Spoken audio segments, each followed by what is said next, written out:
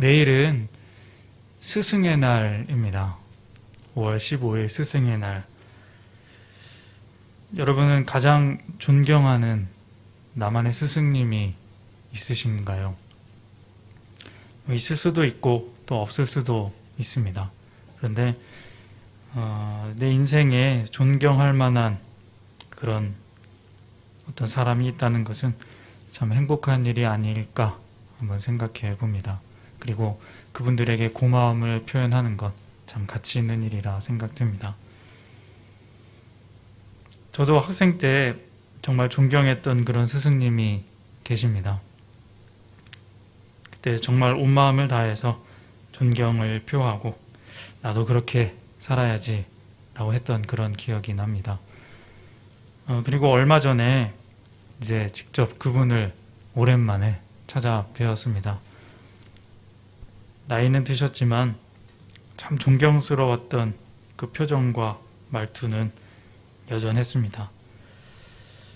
그런데 오랜만에 만나서 계속 이야기를 나누면서 그런 이야기들, 여러 가지 사는 이야기, 인간적인 이야기들을 할 때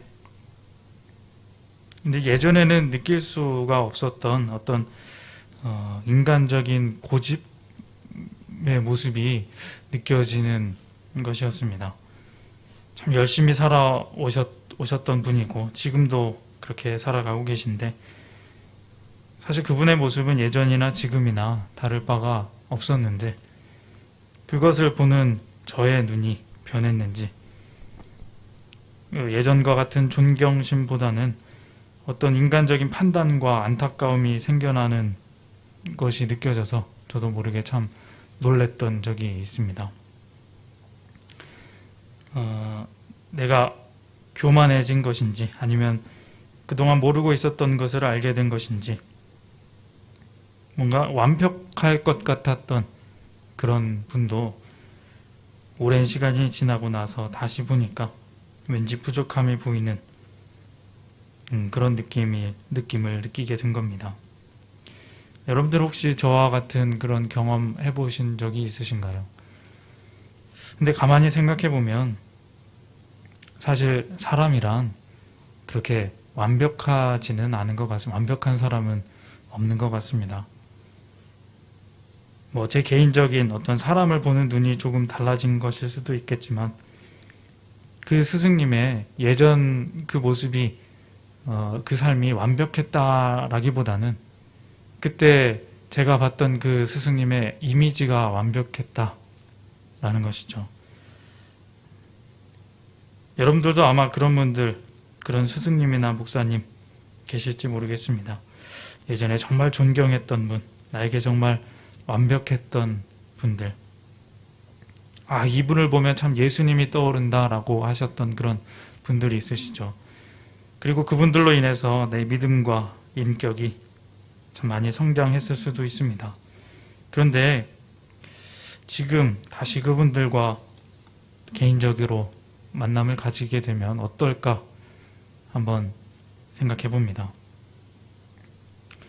저와 같은 경험을 해보신 분들도 이미 해보신 분들도 계시겠지만 내가 정말 그렇게 완벽하게 존경하는 사람일지라도 함께 계속해서 있다 보면 분명 부족함이 드러나게 마련이고 어떤 일에는 실망감을 줄 수도 있는 것이 바로 사람이 아닐까 생각해 봅니다.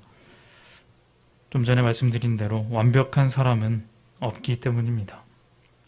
존경심을 만드는 것은 좋고 또 그 이미지를 따라가는 건 좋지만 그것이 이미지라는 것을 인정하지 않을 수 없는 것입니다.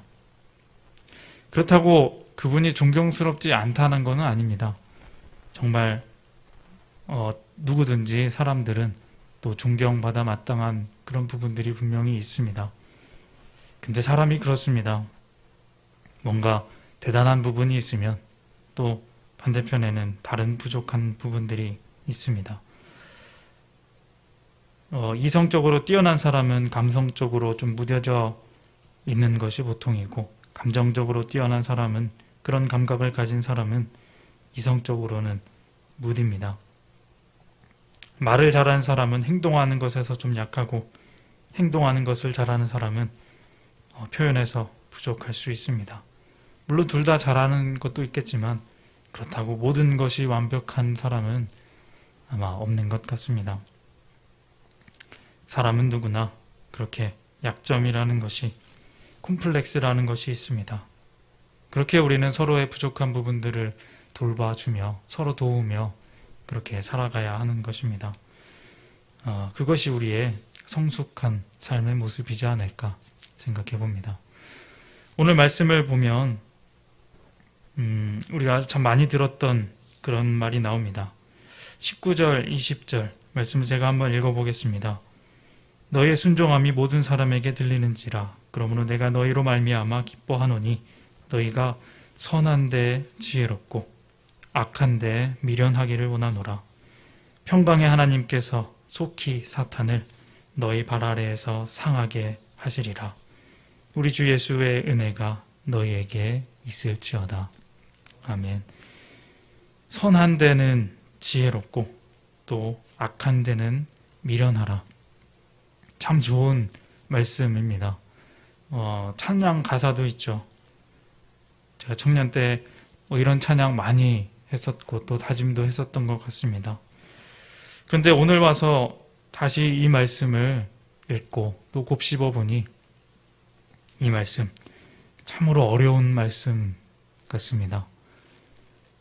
선한 데는 지혜롭고 악한 데는 미련하라.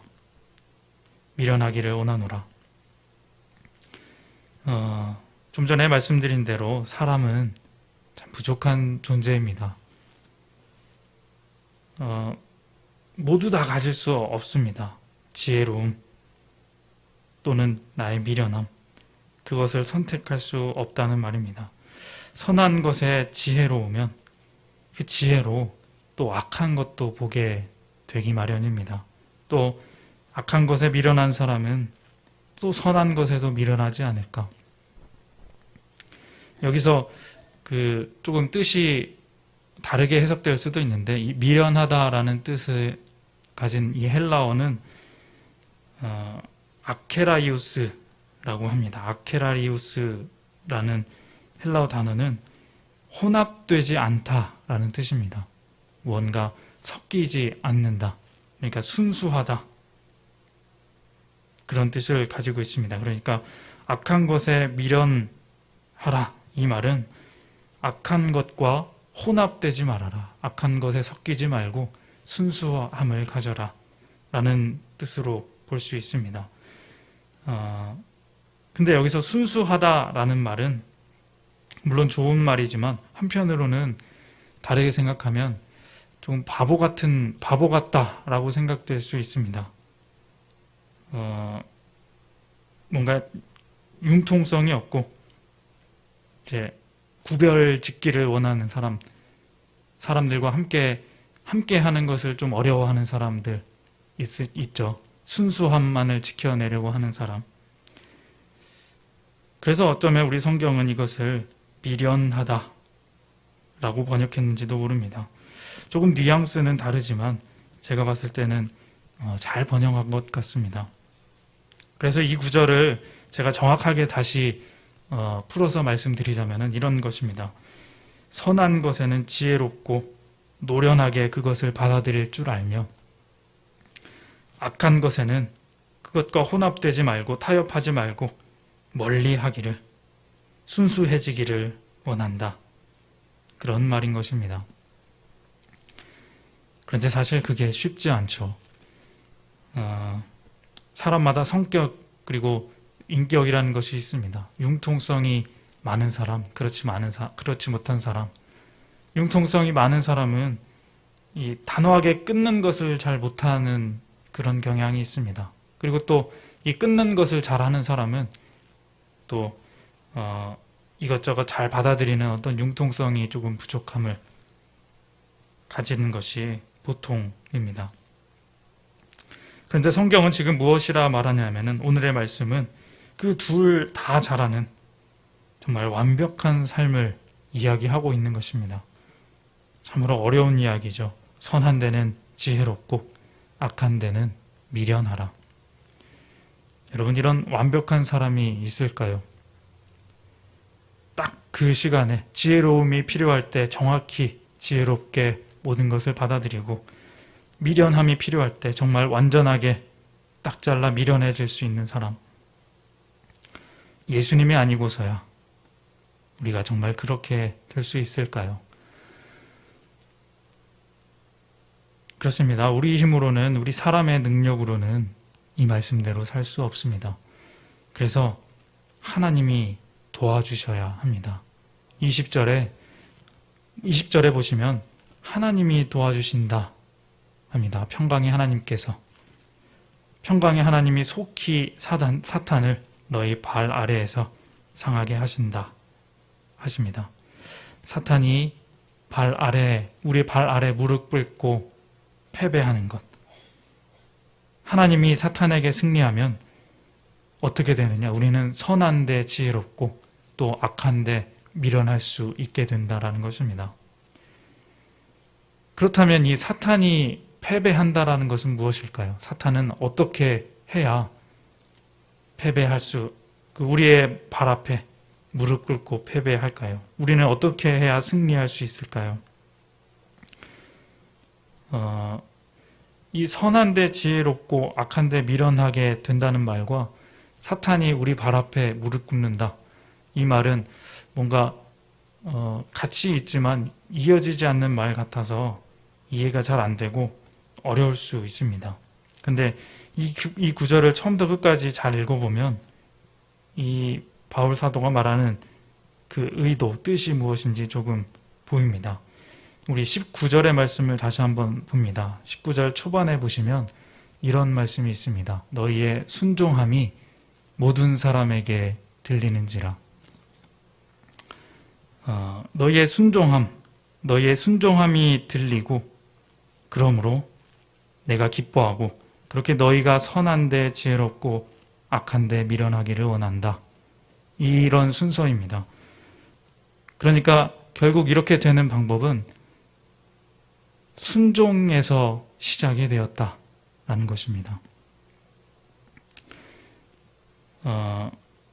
이것을 모두 다 이어보면은 하나님이 사탄을 패배시킨 가장 큰 승리는 예수님의 순종의 승리, 예수님 십자가의 순종의 승리라고 볼 수 있습니다. 하나님이 승리하신 것이 무엇입니까? 예수님이 가장 낮아지신 그때 하나님이 승리하셨습니다. 스스로 자신을 낮추어 순종하심으로 가장 큰 승리를 이루신 것입니다. 세상의 사탄이 생각하지도 못한 그 낮아짐의 승리, 그것의 결정체가 무엇이었냐면 바로 순종이라는 것이었습니다. 여러분, 이 순종이라는 단어를 한번 생각해 봅니다.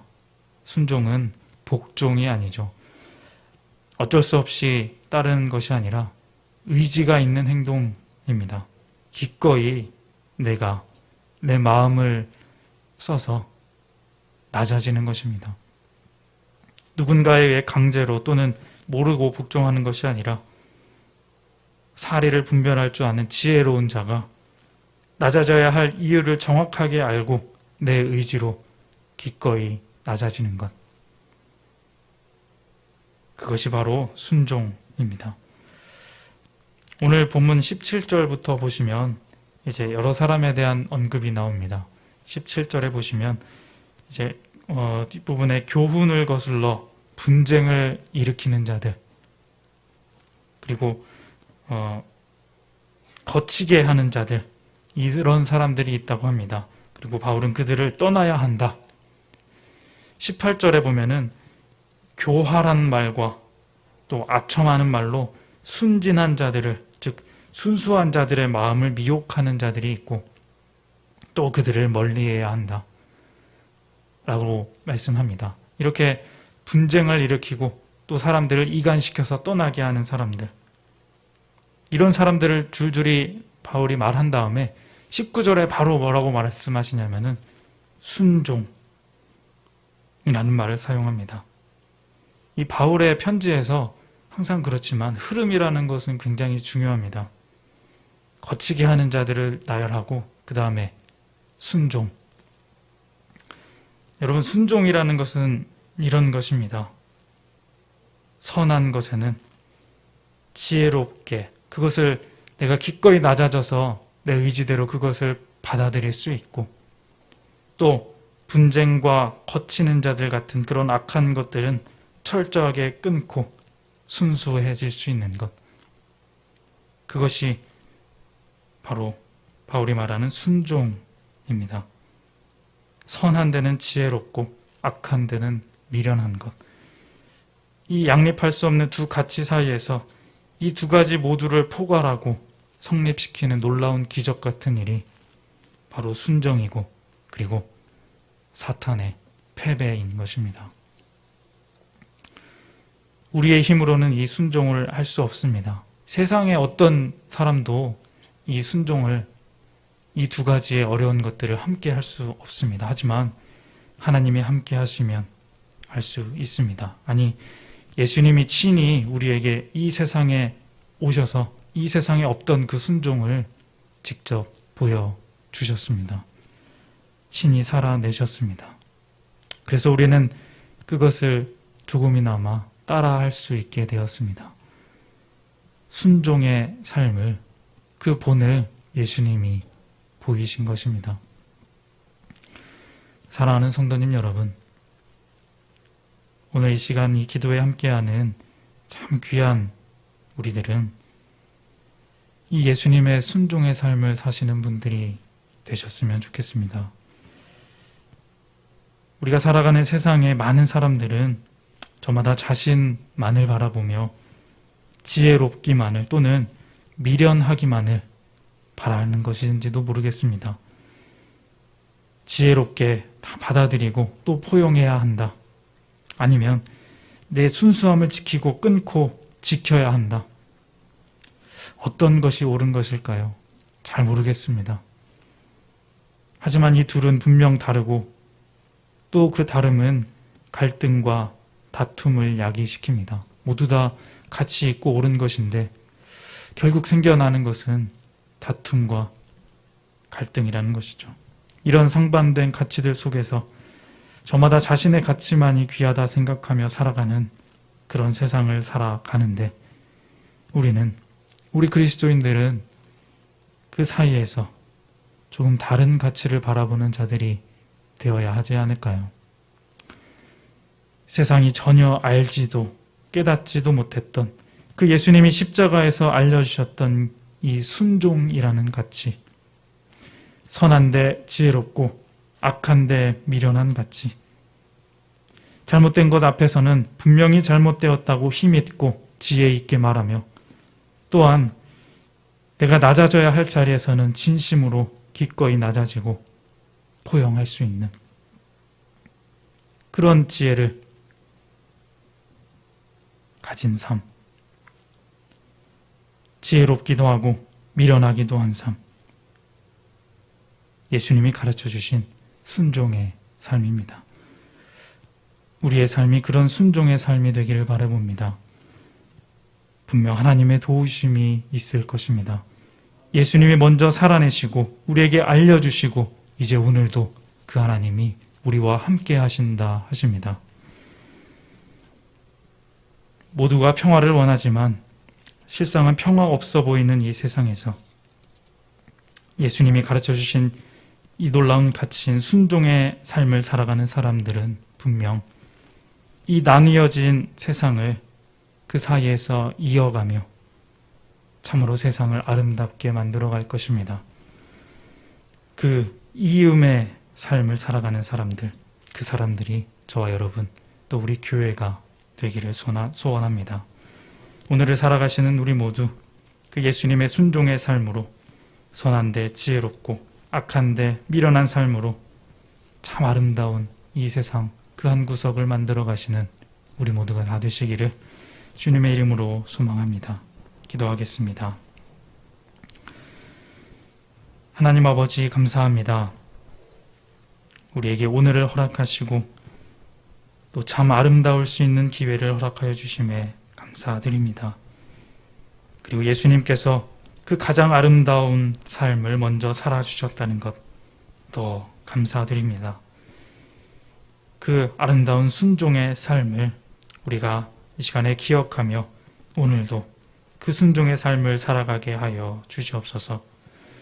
지혜로울 곳에서 지혜롭고 미련할 곳에서 미련할 줄 아는 그 삶을 살아가도록, 참으로 아름다운 예수님 그 순종의 삶, 승리의 삶을 살아가도록 우리를 인도하여 주시고 함께하여 주시옵소서.